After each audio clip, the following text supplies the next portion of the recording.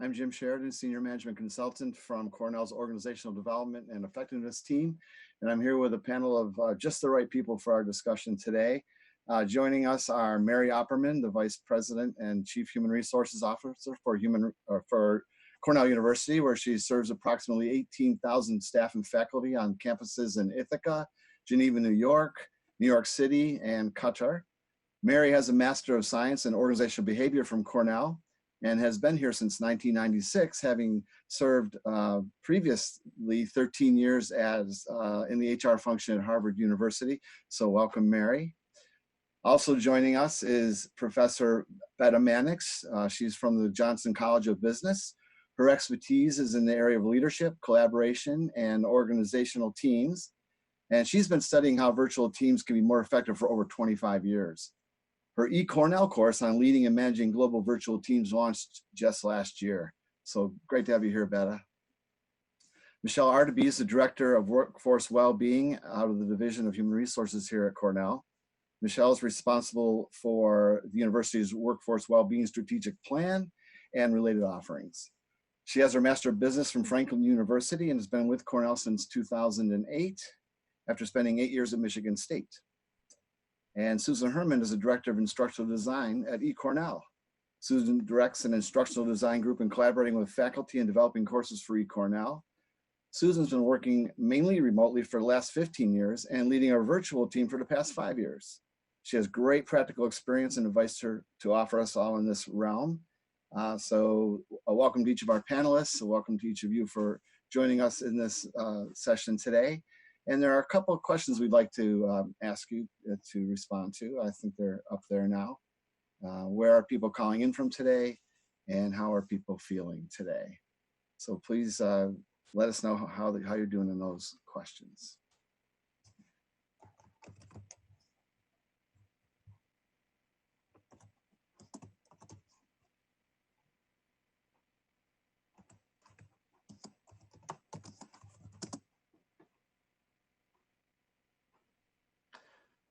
Looks like we're getting people from Ithaca, from Van Etten, Fall Creek, Endicott, Trumansburg. I'm up here in Syracuse. Someone's in Henderson Harbor, Dryden, Newfield, Sodus. People up on Lake Ontario.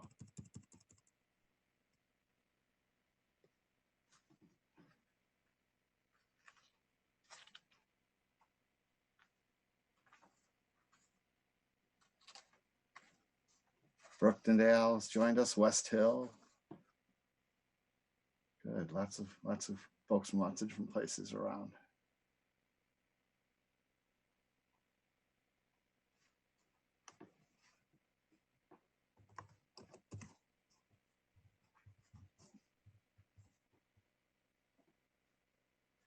Rochester, Rocky Point. Good, good. Yeah, so quite often we start our day from those places and come to campus, and very interesting to not be able to do that these days, and trying to manage people who are also doing that must be a struggle. And learning new ways of doing work is a struggle. And also for me personally, a bit invigorating, learning that I can do things differently and to look at things from a different angle. Certainly paying attention to how I spend my time has come up, and I know that working with my team members, similar conversations we've had. I've also noticed, maybe it's because it's the last couple of weeks, that we've had a lot of time to just connect with each other in ways we haven't before. Even though it's not in person, it's in a way more intimate, and that we're spending that time with each other in a meaningful way. All right, so we're going to get ready to move on to the next question. Is how are you feeling today? So if you could share that with us, I'd be very interested to know.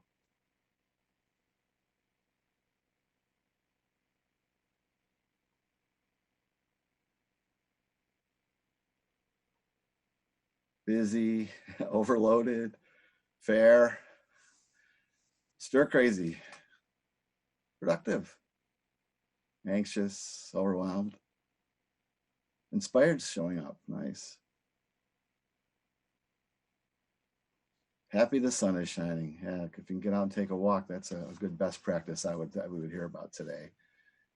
Burdened, on edge, unsure. Yeah, probably more than one of us is exhausted here and there. One day at a time, baby. Nice.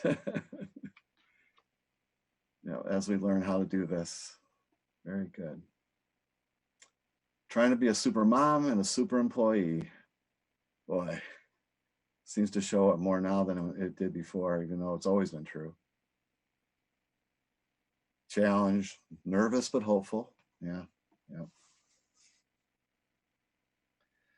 Yeah, these are great representations of how we're doing.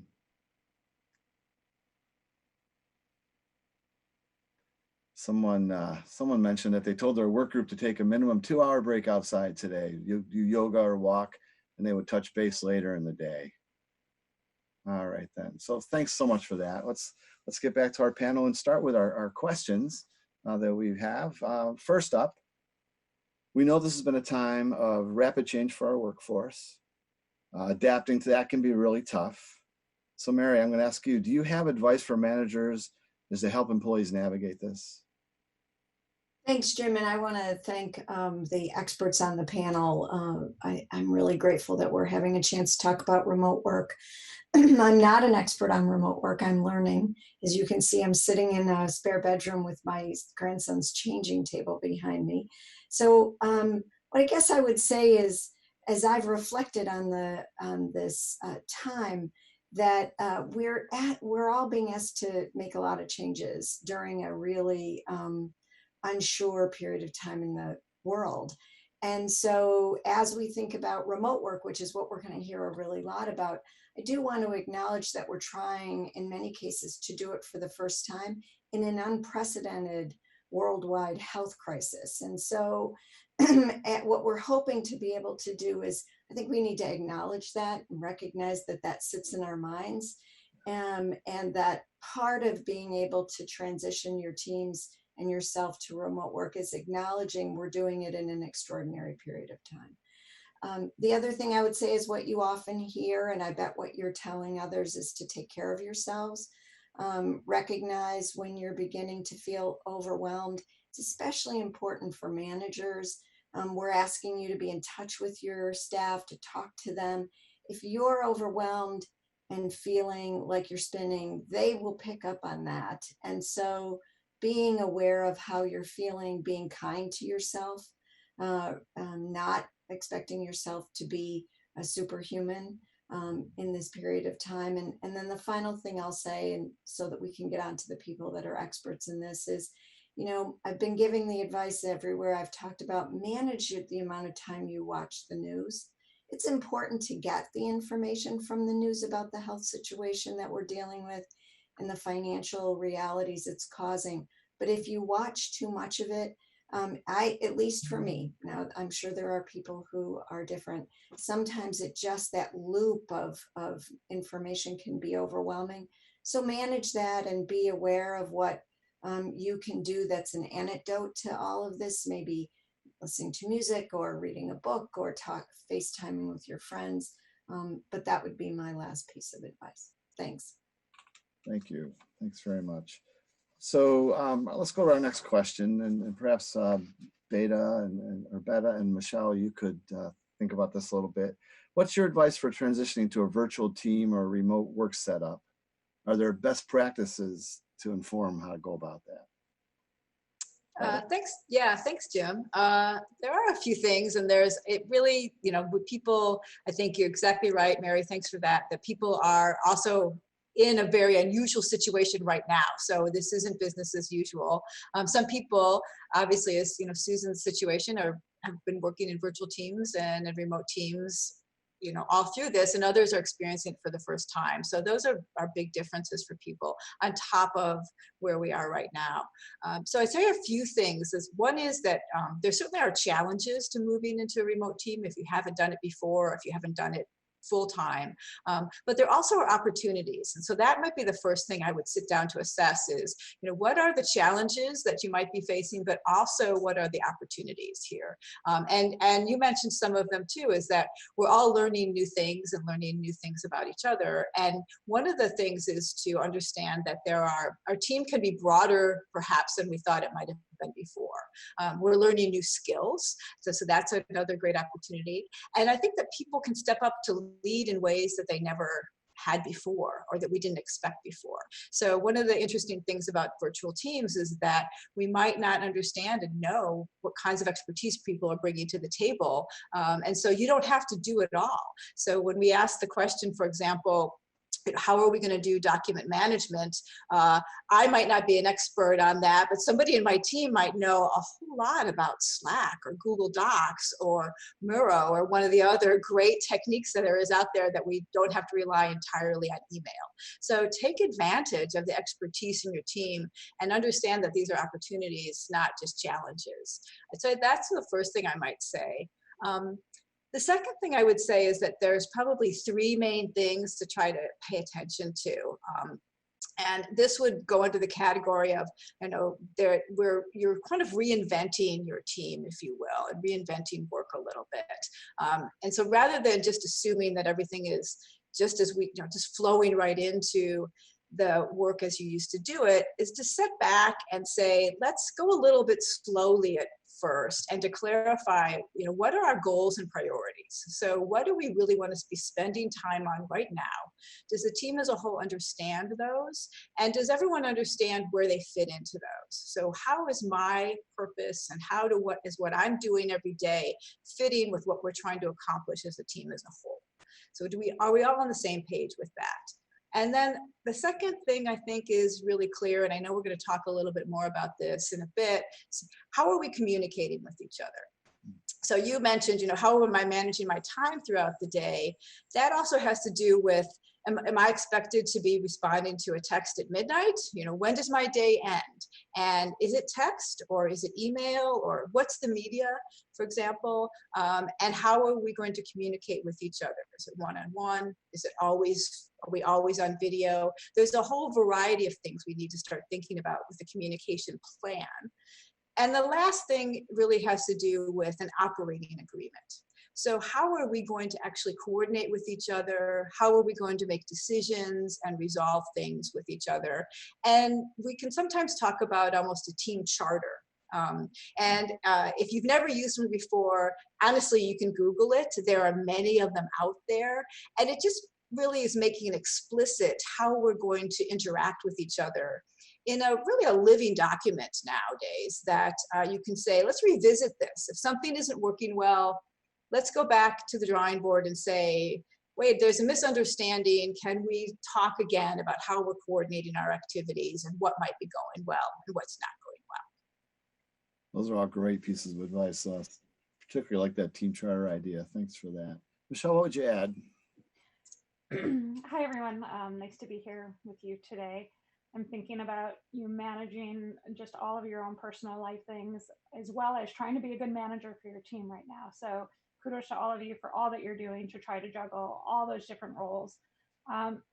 With regard to just kind of best practices, I was reflecting on a remote work research study that we did using 2 Cornell units with Professor Brad Bell from ILR probably about 4 or 5 years ago, where a lot of individuals, we had about 60 individuals that went into a remote work situation 1 or 2 days a week, not full time.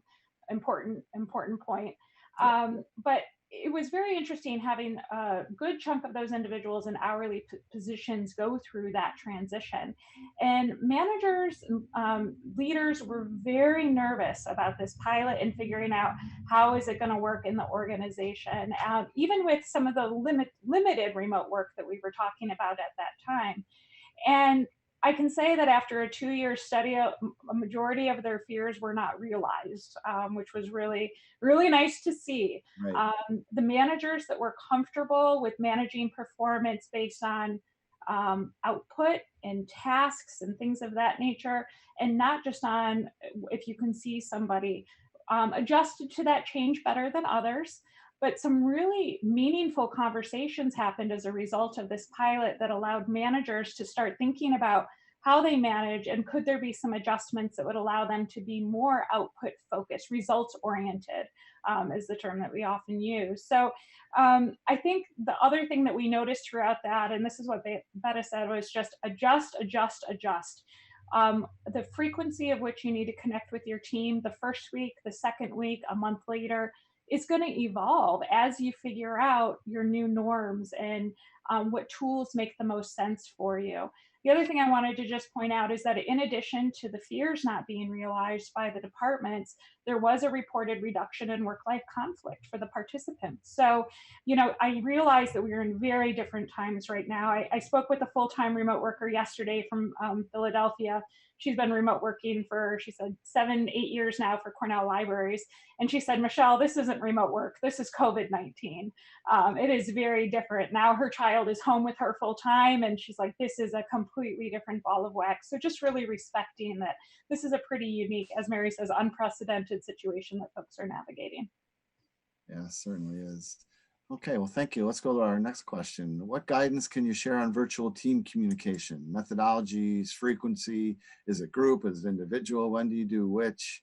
But if you wouldn't mind, and then maybe Susan, your perspective would be great to hear. Betta? Yeah, thanks again. Michelle's initial point, I think that point about that it's going to change over time is such a good one. And the other point that this isn't, I think I know who you're speaking about, Michelle, this isn't a business as usual is exactly right too. So being flexible and understanding that I think we talked a little bit yesterday in another webinar about that your leadership style might have to change, and that over, and not only initially but over time. So if you're somebody who's used to just kind of the walking around and everybody seems to be doing fine, you may have to be a little bit more kind of hands-on and checking in with people. But you also want to be careful about, well, the micromanaging kind of thing too.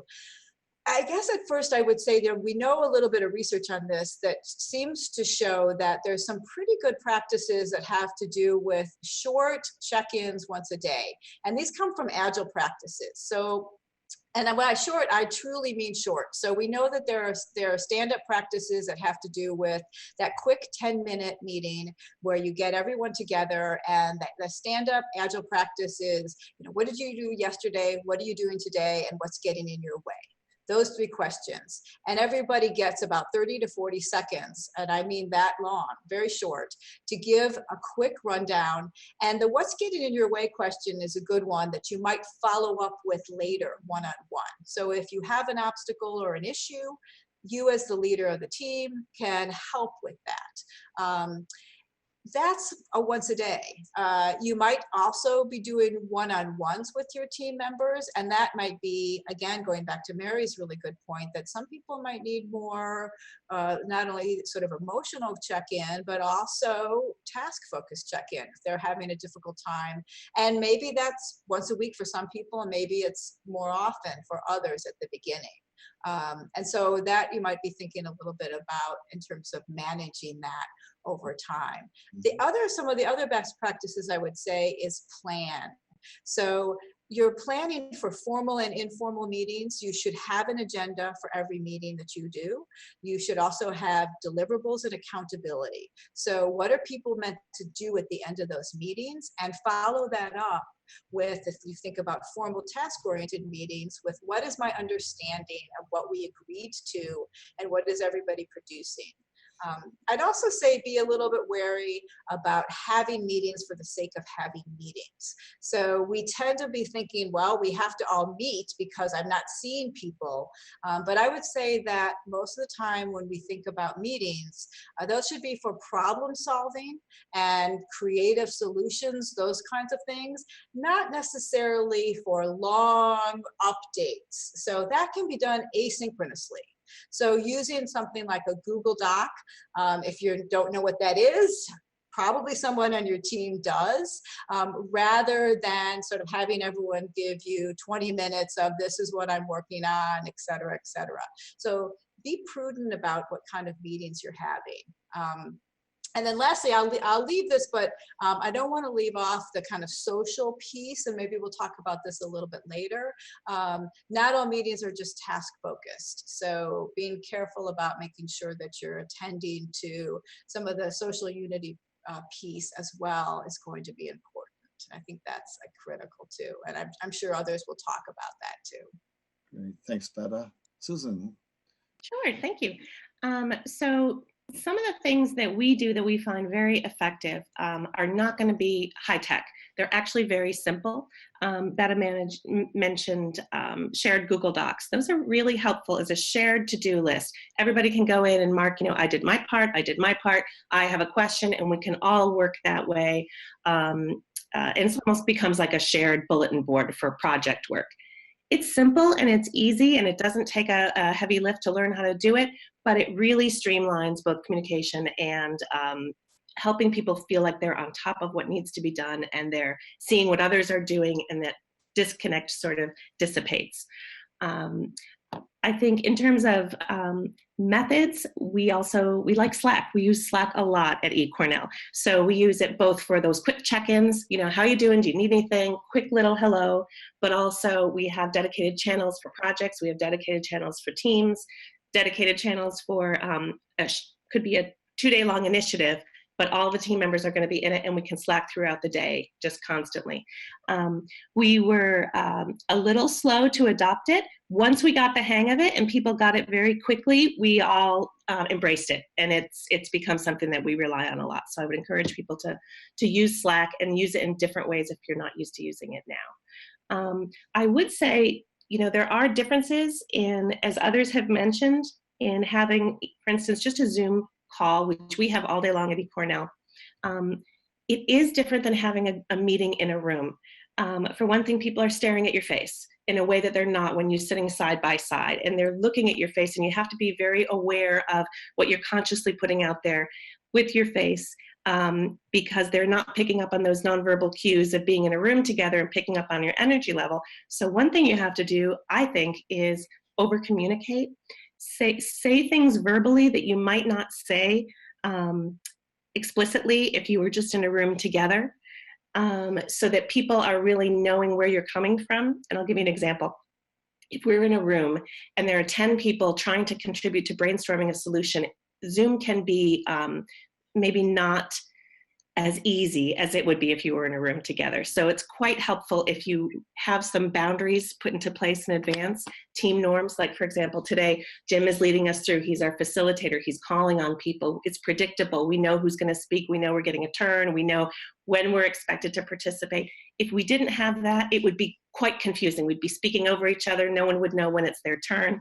So we have clear team boundaries about Zoom calls.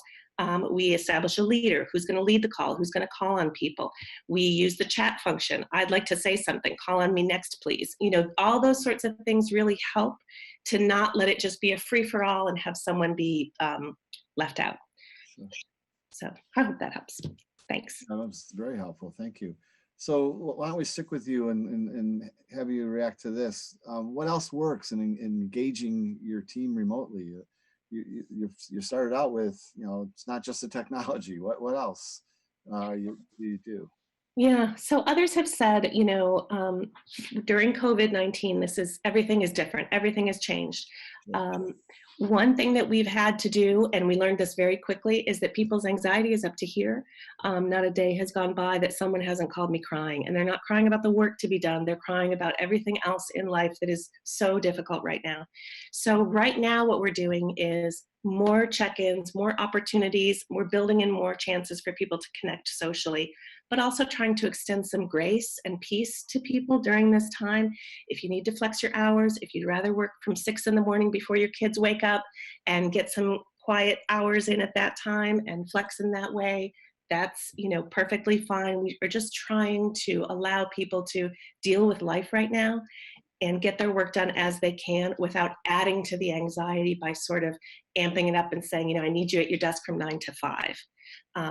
That just giving people that latitude seems to be calming down the anxiety somewhat.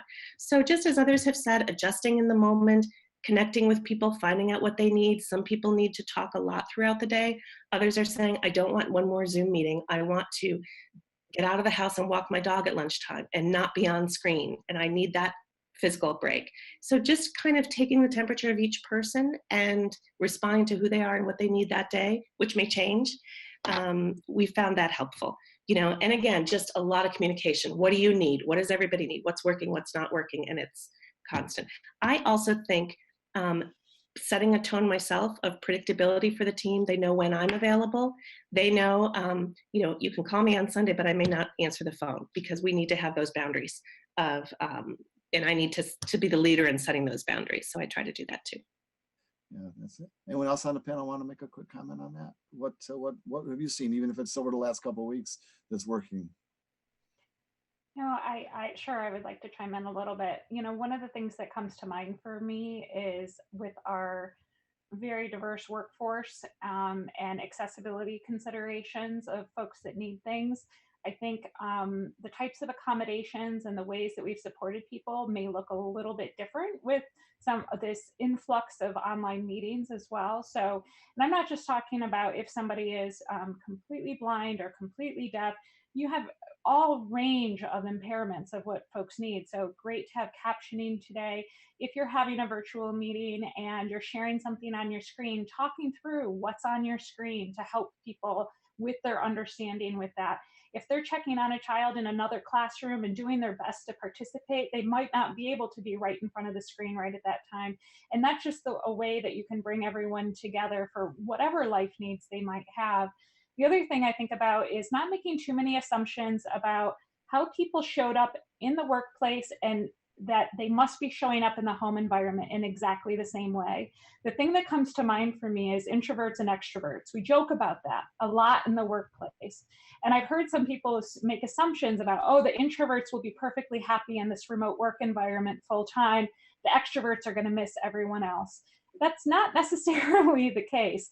And so, we move into our managerial roles working from home and not interacting with people in that way. I think it's easy to fall upon what we understood to be their needs, their personality, what's going on in their lives. And it's much more challenging to really have that kind of pulse on what's happening when you go virtual. So I just say take a big step back from the assumptions and what you think you know about what that individual is dealing with. Because amidst of what's going on with COVID, there's so many other elements right now, and to be as open and just keep asking questions along the way. Excellent, thank you. All right, well, let's move next to the next question.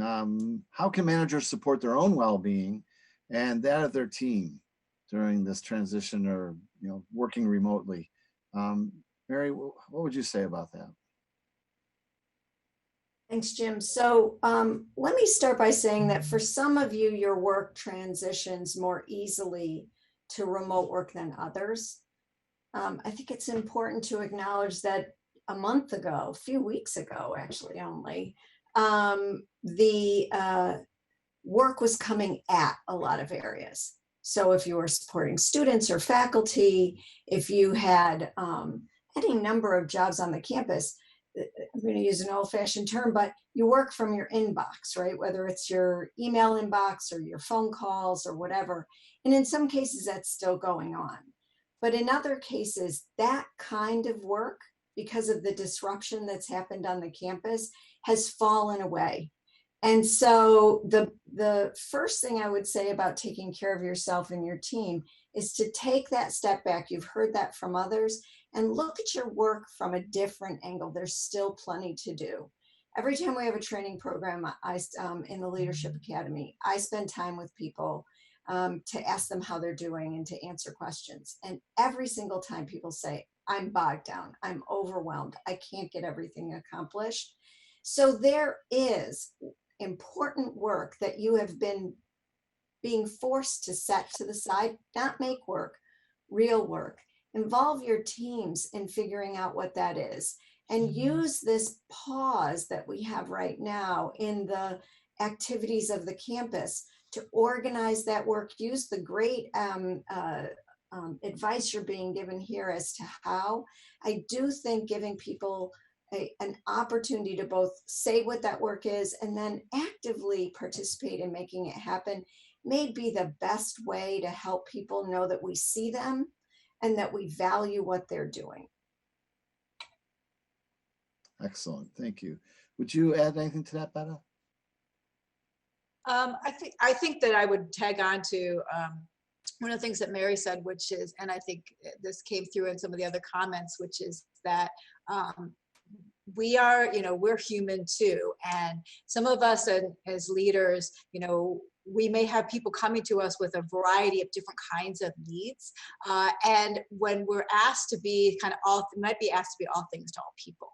So, if we have sort of some members of our team coming to us crying, for example, as certainly is happening, or needing to talk all the time, or can you be available all the time, or could you know everything there is to know about how to work virtually, we may not be able to fulfill all those needs, but we have an enormous community, right? We have an enormous community, not just in terms of our team, immediate team, but one of the things that this sort of virtual environment gives us, I think, is not just, and I'll say it's sort of within our Cornell community, but reach out. We have now sort of, I think, an expansion to be able to say, there are so many people out there who can help. And so not to take the entire burden on ourselves. That's one of the first things, is to say, don't muscle through. It's one of the first things we say in virtual teams. And I know that, there are many companies out there that work virtually, that have always worked virtually. And one of their first mantras is always like, don't muscle through. Don't spend 3 days trying to solve a problem and then realize you can't do it. And then say to people, now I need help. And you've wasted those days. And then you put a bunch of stress on yourself too. So the first thing to do, I think, is some of the great advice here is to reach out and ask. Maybe you're not the most empathetic person in the world. Do your best, but then have others help you with that. And also set boundaries. If you have decided that your day is going to end at 6 o'clock so you can spend time making dinner and spending time with your family, or you need to go out and run, or whatever it is you need to do, don't guilt over it. Hand it off. Hand off to someone else. Someone else will be available to take that call or to help.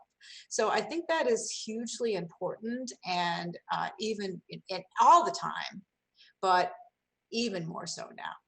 Sure. Thanks for that. Michelle, things that you might add here? Yeah, sure. It's funny, each person defines well-being so uniquely. There are some core elements, of course, with our physical well-being, our mental well-being, but obviously self-care as a manager is absolutely critical. I think one of the first things that we could start by doing for ourselves and for everyone else is to stop scheduling 60-minute meetings. Going with 45 or 50 minutes, if we can make it work, gives us time in between these meetings to move around, to actually hit the restroom, to throw another treat to the dog. My dogs are probably going to gain 20 pounds during this, by the way. I'm rewarding bad behavior. They get noisy and I throw a treat their way. But just, thinking about, going back to what everyone has said about time and the necessity of meetings, just being really thoughtful about that and allowing for greater cushion. We've been talking about that just in the workplace on a day-to-day basis, but I think for remote work, it's all the more important, and really scheduling what that daily refueling looks like so that you can, take care of yourself, but also have, our minds need that space to think. When we go from meeting to meeting to meeting, there's less time to really absorb what we're doing and take those next steps. And often all of that falls to the evening. So from a physical well-being perspective, and I always think about physical well-being and certainly your physical health, but also all the ways in which that fuels your performance. So if you are not sleeping well, if your diet is feeling a little bit off, those types of things impact our memory, they impact our ability to focus, and all of that obviously has a pretty significant impact on our work. So really making that investment in our physical health and well-being isn't just a take care of yourselves thing. It is also, it helps us be more productive with work. In terms of mental health, all those things that we do for our physical health informs our mental health too. How we're feeling in those other ways and how we're taking care of ourselves makes it a little bit easier to care for our mental health sometimes. But I think being vulnerable and empathetic with each other, we've talked about this, assuming the best in others. I try, I know this sounds funny, but I try to set worry aside with everything that is going on right now. It's so easy to be worried and to have anxiety all day long at a pretty high level. And so, not in a Pollyanna way of let's just forget all of that's happening, but really set aside devoted time to say, okay, now this is going to be my space and time to really feel all the feels that I'm dealing with right now. And giving ourselves permission to really engage in some of those other things throughout the day with work and so forth. So it's not to suggest it's an easy thing, but I do try to be very cognizant of that, and that certainly helps my own mental health. When it comes to leading others, you know, we've talked about isolation and loneliness a little bit. You know, there are a lot of single employees who do not have children, who are home alone all day and now all evening. Some of them are even navigating illnesses. Some of them may have elderly family members that they are not allowed to go visit. There is a lot happening in that space right now. We've talked and joke a lot about childcare and parenting and those types of things, but there is a spectrum of life experiences that people are dealing with right now that I think we need to be extra respectful of. We've talked about expectations and assumptions. You know, sometimes all these tech tools are great, but they can also lead to making not so good assumptions. If your Skype for Business is open and it shows that you're away at the moment and you're away for 2 hours in a row, does that send the impression that you're not available? I don't think we should make that assumption necessarily. We need to have conversations with each other about what those expectations are, especially between you as the leader and the employee. I know some groups are doing gratitude rounds as a part of their daily routine, talking about the highs and lows. One work group had a tuxedo meeting the other day to interject a little fun, all the men dressed up in tuxedos even. So yes, we have to be respectful of the hard things that people are dealing with, but I also see other ways that folks are trying to bring some, you know, levity and humor to the experience that they're going through. And then lastly, just from, from a work-life divide, just making sure you're disconnecting. And by disconnecting, that doesn't mean putting your phone aside. That means shutting down your laptop and really making an effort to take a breather. So I'll stop there. I know I've been going on a long time. It's a passionate topic. There's a lot to gain from what you just said. And the question around what do we do for ourselves as managers, it's so difficult. I remember the first time I went on an airplane after my first child was born. It was the first time I really paid attention to where the attendant said, when the mask falls from the panel in the ceiling, put it on yourself first and then on your child. And I thought, what? That's my child. I have to take care of them. And but I remember that ever since as a way of remembering to take care of myself first so that I can take care of others' well-being. And so thank you for that. Yeah. So before we go to our last question that we have planned for the panel, I really know the panel's interested in hearing from all the folks who are attending today. And so if you could begin to submit your questions, anything you'd like to ask via the Q&A feature, we'd love to start to hear those. And we'll try to get to as many as we can after this very last question, which is, what are the resources that are available to help employees, to help managers during times like this, during times in the future when we're doing remote work because we really want to? What are those features that are available, resources? Beata, what would you say about that? Thanks, Jim. So one of the things that I believe has been made available to Cornell employees is there is a course, and I think you mentioned it before, that is available that I launched last year on leading and managing virtual teams. And there are 5 different sessions, and it has everything from the opportunities around virtual teams to launching the virtual team, and then things like managing conflict, decision making, and all of those different features. And it drills much more deeply into all of the things that we've been talking about, gives you tips and those kinds of things as well. And I'm getting a little note that says, yes, it has, and then there are on-demand links available on the HR site. So you can find that there. So I hope it's available for, and useful for everyone, and has enough detail that you can utilize the things that you need. Excellent, thanks. Michelle, something to add there? Yeah, so if you haven't visited the HR website with the COVID information, I encourage you to not only visit it, but go back regularly. Lots of great information is being added on a daily basis. It's hr.cornell.edu/COVID-19. From a service delivery perspective, we have lots of support services available to help folks. The Cornell Wellness Program is now offering virtual fitness classes that are free of charge. You don't even need to be a member to participate. So whether Zumba or yoga is your thing, there's some options available there, as well as different desk exercises and stretches and things of that nature. Our work-life team is providing a lot of information to Cornell parents who are navigating these types of caregiving concerns. Elder care support. Elder care is looking a lot different in this landscape right now. Certainly a lot of private consultations and support services available through that office. The Faculty and Staff Assistance Program has moved to virtual therapy options or consultations with managers. If you're concerned about an employee on your team right now, I really encourage you to contact the FSAP and maybe get some guidance. Along with the FSAP, we do have insurance coverage by both Aetna and the Empire Plan for teletherapy. And I think just lastly, I could go on forever about resources, but just lastly, the Musculoskeletal Injury Prevention Program at Cornell.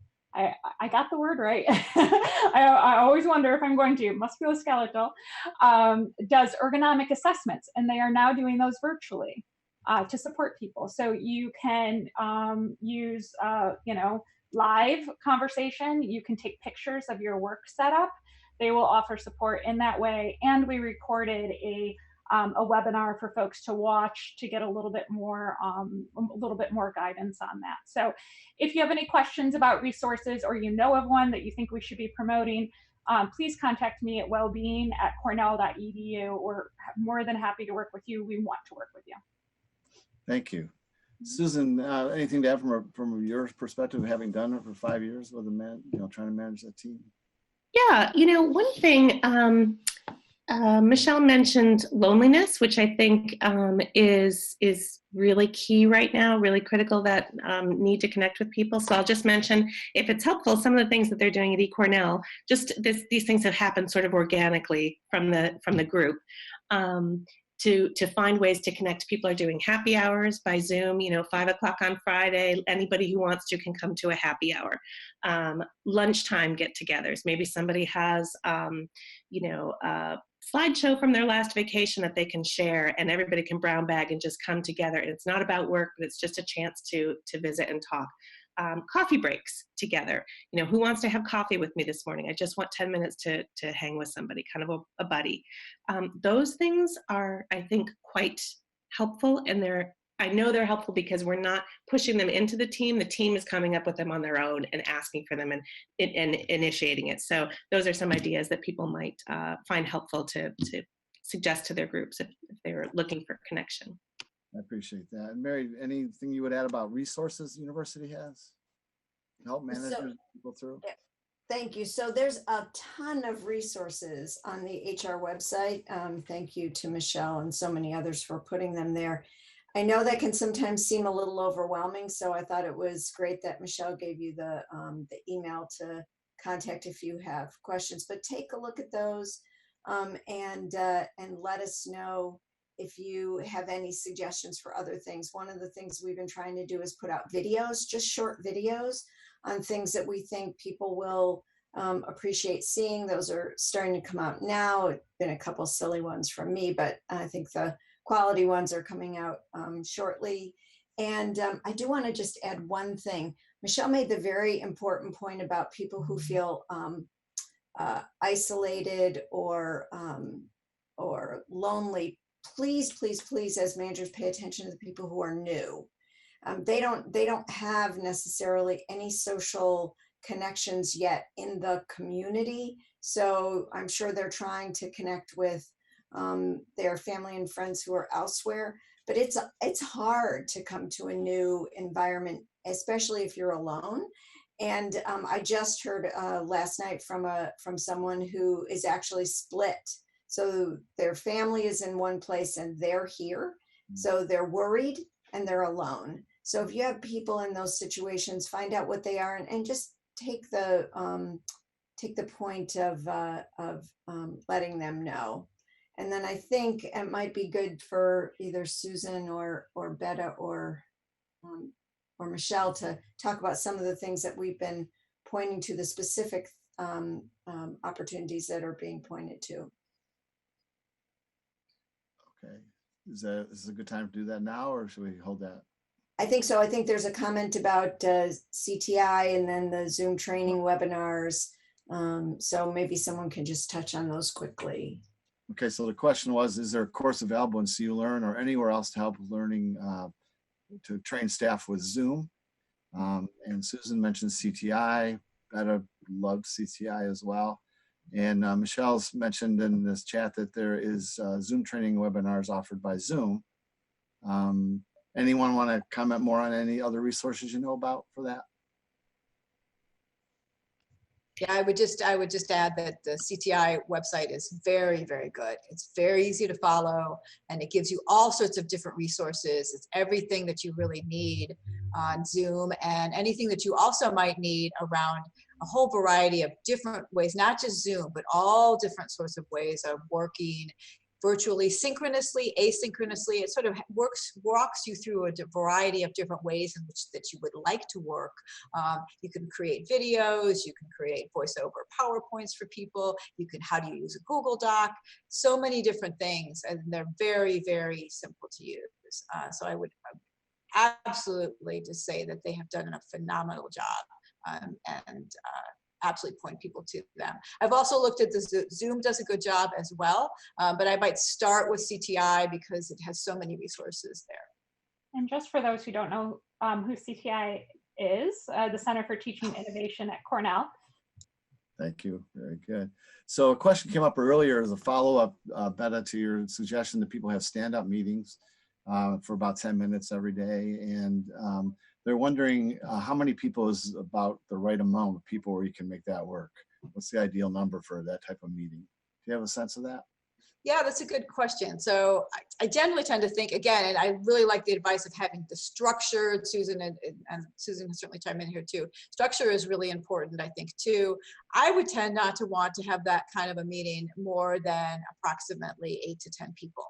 Because again, if you want to keep that meeting 10 minutes, this was really meant to be just a daily check-in meeting to make sure that you are moving along and moving on track. If you get a lot bigger than that, it's going to be longer than 10 minutes. So if your team is bigger than that, you're going to have to figure out a way to either split that up or to move it into, again, sort of another format that's going to be helpful for you. So 30 people, that format is not going to work. Okay, thank you. Susan, do you have experience with that stand-up meeting, or do you guys do it differently? We do it all.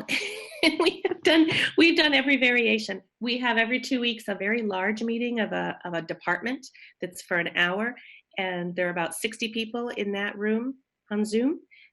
That's mainly for information delivery. And it doesn't really work for a lively discussion, as you can imagine, but we use the chat function in Zoom a lot. When people use +1 in the chat to agree with something, or they'll pose a question there, and then we have to, again, someone is the dedicated moderator who's reading the chat and can read out the questions so that there is some give and take. But I would say that large of a room, it really is meant for updates to be delivered and for, a large, when you want everyone to hear the same message at the same time, that's when that works quite well. And sometimes you just need to do that, but then recognize, okay, how are we going to follow up? What are the action, who's following up on what? And again, to be very clear and over communicate, what are the roles, who's doing what, who's going to take responsibility, et cetera, because you can't just leave it to that one big meeting. So we do stand-ups, we do whatever works on a given day, and then the standard meetings that people know they can rely on as well, we find helpful. Thank you. We have a couple more questions and then we'll begin to wrap up our session. Next one is, how can we support those who are in student-facing roles? Flex time doesn't seem to work as easily. Any comments or things that might help there?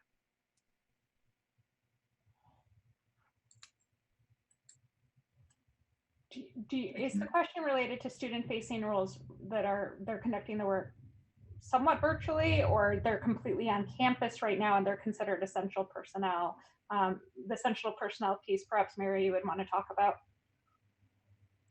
Yeah, so I'm gonna start with the assumption that what they mean is we still have a small percentage, but still a decent number of students on campus that need support. And so what is happening in some of those departments is that they're split. Some people are home and some people are on site.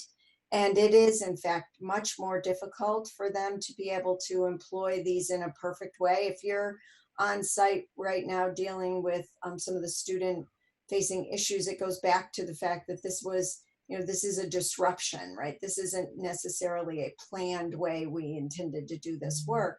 Those managers don't have the same flexibility to necessarily come. They can attempt to come to a meeting, but if something comes up with the students, that's a disruption that they just have to deal with. So just a couple of things to try, but I think first of all, acknowledging that it's much harder if you're in a student-facing role, full stop. And then if you're in a student-facing role where some of your folks are essential and on campus and some of your folks are trying to support them virtually, that is a really complicated thing to do. So it may be that you can come to some general agreements, like and I might start, it's just my way of doing it, but I might start with those essential on-campus folks and say, if we did a stand-up, when would the best time be for you? And then ask other people if they can make that work, because those are the folks that have probably the least amount of flexibility. So it may mean that others have to be try to fit in, and if they're dealing with a lot of family issues, they may not, but I'd probably start with them first. And if you absolutely need to, you may need to do things twice and then have an agreement about how you're going to get that information shared. But I think it's an acknowledgement that this is a pretty disruptive time. It's more disruptive for some areas than others. And so as a manager, being willing to try things, and if they don't work, try again, would be my advice. Thank you. Michelle, anything to add? No, I think Mary covered it well. Yep, very good. So there's a question about how do we manage people that we're now managing remotely that we never even managed in person. Boy, that's a special circumstance, but it must have come up in the past somewhere. What advice can we offer? Who has an idea? Well, So I'll give it a try and then let the experts correct me. So what I would say first is I would be very aware of the fact that you don't want to either embarrass or isolate that individual. So I would start with a one-on-one to understand what they do, and then figure out how to integrate what they do into your team conversations. It's in some ways the same as when you have a brand new person. We've got some people that started right before this all happened, and they don't even know people's names yet. And we use the acronym CTI. We use a lot of acronyms. So I would start first by trying to get a sense for yourself of how they're participating, and then figure out how to work them into your team. But I really defer to the experts here. Anyone else? Okay. Yeah, I mean, I think that's a really good idea. And I think that also one of the things that you might want to do is not only meet them one-on-one and try to get a sense of who they are, not only what their contribution is and how they want to work, but I would also do one-on-one introductions with all the team members. So I wouldn't introduce them to the team as a whole, like, okay, we're gonna have a meeting of 15 people, and by the way, here's Jim. All right, welcome, Jim, and then go. And that's not, I would instead do one-on-ones with everyone on the team, and basically I might mediate that, but try to set up the team meeting. And yes, it's gonna take a little bit more time, but I think that individual might be a lot, feel a lot more comfortable then when we get into a larger meeting, for example, of 8 to 10 people. And then I think you need to pay a little bit more attention to some of these kinds of more social conversations. So, there's things that we know that you can do virtually, like, do a, I'm going to spend the first 5 minutes of every meeting, everyone's going to share something personal about themselves. Maybe not everyone in the meeting, but today I'm going to share what I cooked for dinner last night, or how I relieved my stress yesterday. What did I do yesterday? Or tell you a little bit about, if I could get out, what would I most want to do tomorrow? So things like that would help us get to know each other. And I may know someone on the team really well, but I may not know everybody on my team really very well. And that's a way to start to break the ice a little bit and really bring that person in and include them, not just on the task, but on the social piece too. Work a little harder at that. There you go. Thank you very much. Michelle, this one I think is for you. Do you have suggestions for supporting staff members who are already suffering from depression concerns and are now isolated at home? Well, first and foremost, we wouldn't want to make the assumption of how their mental health is doing through the transition. We always have to be careful about that. But of course, we need to express concern and care for individuals, like we should be for our entire team, quite frankly, but especially for that individual. Not knowing the nature of the relationship, I think it's always good for all supervisors to share resources. We talked a lot about at that webpage that I mentioned earlier, there being a lot of like remote work resources and things of that nature. We have an entire section on mental health resources that are available and the support services, including, the teletherapy and things of that nature. It's not uncommon for folks to share that there is a wait list in the community for accessing mental health providers that they prefer. I think it's really important for folks to understand that options have opened up. There are more options available. That does not mean that they will get care immediately, but there are some 24/7 support lines that are available too. So it really depends on the nature of the issue. At that page, we also talk about how people can access medications.